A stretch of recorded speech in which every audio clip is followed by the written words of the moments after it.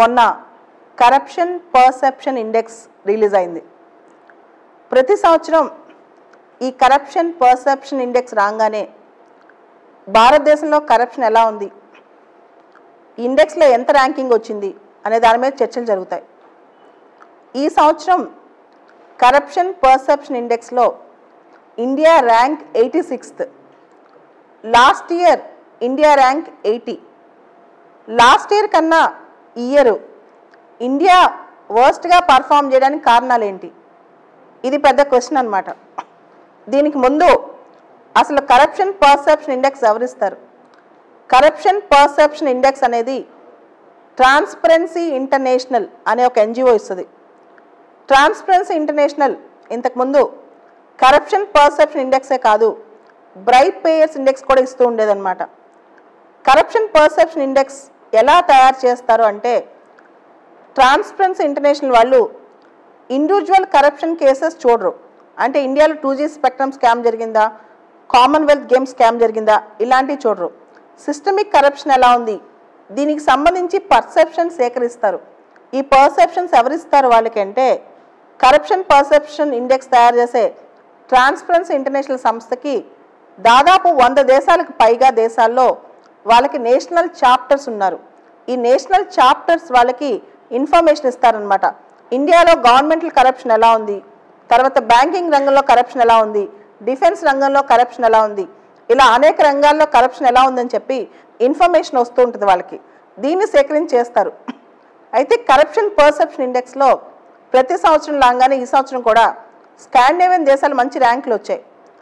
ఇప్పుడు చూసుకుంటే ఈ ఇయర్ న్యూజిలాండ్, డెన్మార్క్ ఈ దేశాలకి టాప్లో ర్యాంక్స్ వస్తే, ఆఫ్రికన్ కంట్రీస్ జనరల్గా చాలా తక్కువ ర్యాంకులు వస్తాయన్నమాట. ఈ సంవత్సరం సౌత్ సూడాన్, సోమాలియా ఇలాంటి దేశాలకి చివరిలో ర్యాంకులు వచ్చాయి. సో ఈ పరిస్థితి చూస్తే 180 దేశాల్లో ఈ కరప్షన్ పర్సెప్షన్ ఇండెక్స్ తీసుకుంటే ఇండియా ర్యాంక్ 86 అంటే ఇండియా పరిస్థితి రోజు రోజుకి దిగజారుతుందని అర్థమవుతుంది. కరప్షన్ పర్సెప్షన్ ఇండెక్స్లో ఇండియాలో జ్యుడిషియల్ కరప్షన్, పోలీసులో కూడా కరప్షన్ పెరిగిపోతుంది.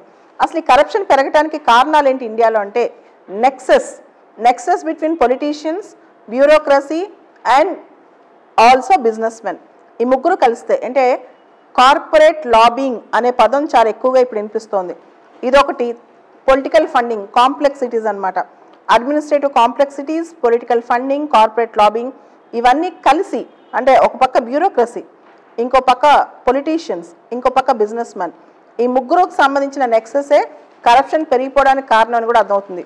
బ్యూరోక్రసీలో చూసుకుంటే జ్యుడిషియరీలో, పోలీస్ సిస్టంలో కరప్షన్, అలానే ఈవెన్ రక్షణ రంగంలో కూడా కరప్షన్, ఇలా అనేక రంగాల్లో భారతదేశంలో కరప్షన్ ఎక్కువైపోయింది.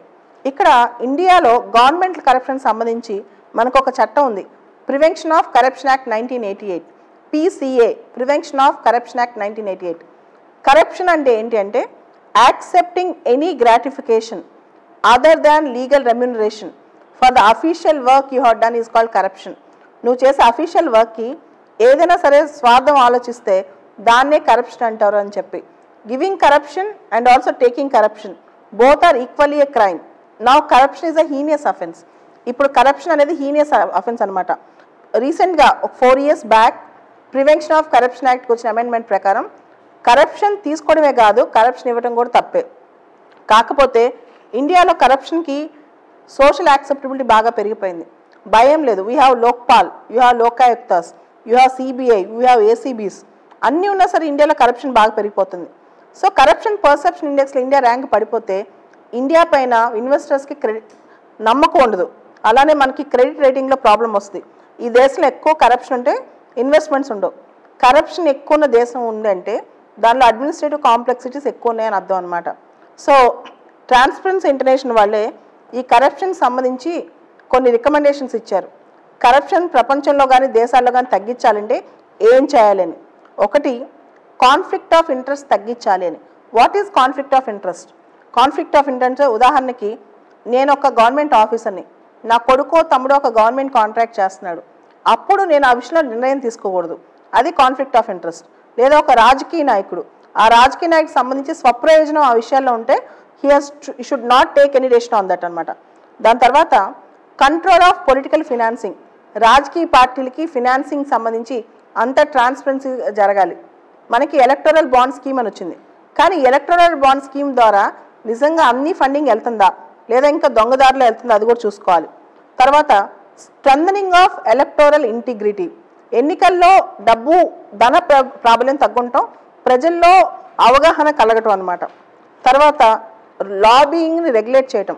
లాబియింగ్ అంటే పొలిటికల్ పార్టీస్తో లాబియింగ్, తర్వాత గవర్నమెంట్తో లాబియింగ్, బిజినెసెస్ ఎక్కువ మంది corporates, Ambani group, Adani group, ఇలా పెద్ద పెద్ద గ్రూప్స్ ఉంటాయి కదా, వీళ్ళందరూ చేసేది లాబియింగ్ ఎక్కువ. ఎంపవర్డ్ సిటిజన్స్, ఏ దేశంలో అయితే సిటిజన్స్ ఎంపవర్మెంట్తో ఉంటారో ఆ దేశంలో కరప్షన్ తక్కువ ఉంటుంది. ఏ దేశంలో అయితే సిటిజన్స్ యాక్టివ్గా ఉంటారో ఆ దేశంలో కరప్షన్ తక్కువ ఉంటుంది. అండ్ చెక్స్ అండ్ బ్యాలెన్సెస్ ఎక్కువగా ప్రమోట్ చేయటం, అంటే ఒకరి చేతికి అపరిమితమైన పవర్ ఇవ్వకుండా. లార్డ్ యాక్ట్ అని చెప్పారు, every power tends to corrupt and absolute power corrupts absolutely. ఎప్పుడు ఎవరి చేతికి అబ్సల్యూట్ పవర్ ఇవ్వకుండా ప్రాపర్ చెక్స్ అండ్ బ్యాలెన్సెస్ ఉంటే భారతదేశంలో కరప్షన్ తగ్గించవచ్చు. అన్నిటికన్నా ముఖ్యం స్ట్రిక్ట్ లా ఎన్ఫోర్స్మెంట్, తర్వాత ట్రాన్స్పరెన్సీ, అంతకనే మించి ఈ టెక్నాలజీ. ఎక్కడైతే man to man face to face interaction ఉండదో అక్కడ కరప్షన్ తగ్గిపోద్ది. ఆన్లైన్ ఇన్ఫ్రాస్ట్రక్చర్ ప్రమోట్ చేయడం ద్వారా, డిజిటల్ ఇండియా ప్రమోట్ చేయడం ద్వారా కూడా కరప్షన్ తగ్గించవచ్చు. దానికి మించి సొసైటీలో కరప్షన్ అనే దాన్ని హేట్ చేయగలగాలి, అబోర్ చేయగలగాలి. అప్పుడు మనం కరప్షన్ పర్సెప్షన్ ఇండెక్స్లో డెన్మార్క్తో సమానంగా పర్ఫామ్ చేయగలం. లేకపోతే ఇండియాలో ఈ కరప్షన్ ఉన్నంతకాలం ఇండియాలో సోషల్ ఈవిల్స్ అన్నీ పెరుగుతూనే ఉంటాయి. Corruption though and economic evil, it ends up in social evils and social discrimination. Corruption వల్ల బ్లాక్ మనీ ఎక్కువ ప్రివైల్ అవుతుంది. ఈ బ్లాక్ మనీ వల్ల అన్ని రకాల మాఫియా, తర్వాత స్మగ్లింగ్, రియల్ ఎస్టేట్ మాఫియాలు, అన్ని రకాల మాఫియాలు, బ్లాక్ మనీ అన్నీ పెరిగిపోతాయి, hawala transactions. So corruption is a problem for various things and corruption less society is a panacea for all the problems. We can have a corruption free society when you have a strong political and bureaucratic will. So corruption perception index లో మనం నేర్చుకోవాల్సిన పాఠం ఇదే.